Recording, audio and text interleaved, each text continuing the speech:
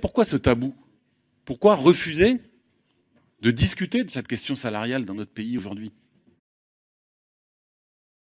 J'ai entendu dire que cette proposition était généreuse. Cette proposition n'est pas généreuse, elle est juste.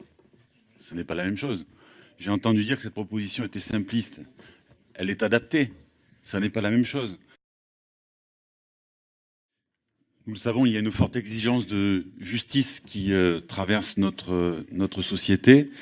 Baisser le coût du travail, ça se traduit systématiquement sur la fiche de paie. À vouloir augmenter le pouvoir d'achat sans mettre à contribution le capital, c'est évidemment des augmentations de pouvoir d'achat qui sont autofinancées et qui sont de l'ordre du mirage. Pour que nous puissions mieux répondre à nos besoins et y compris mieux consommer, eh bien, il faut du pouvoir d'achat. Et donc, il faut bien amorcer la pompe quelque part.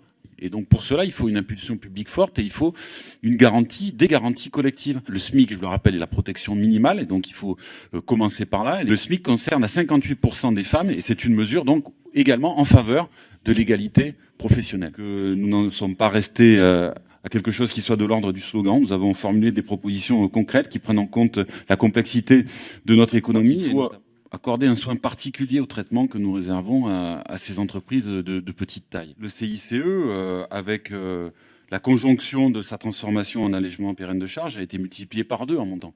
Ça fait 42 milliards d'euros au total. C'est considérable. Il y a vraiment une masse d'argent que nous pouvons utiliser bien autrement et la rendre utile à la fois dans la sphère publique et dans la sphère privée.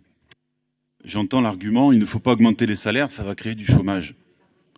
Moi, je pense qu'on ne peut pas présenter les choses de cette façon-là et opposer ces deux exigences. Parce que si on va jusqu'au bout de cette logique, on pourrait aller jusqu'à dire qu'il faut baisser les salaires pour créer de l'emploi.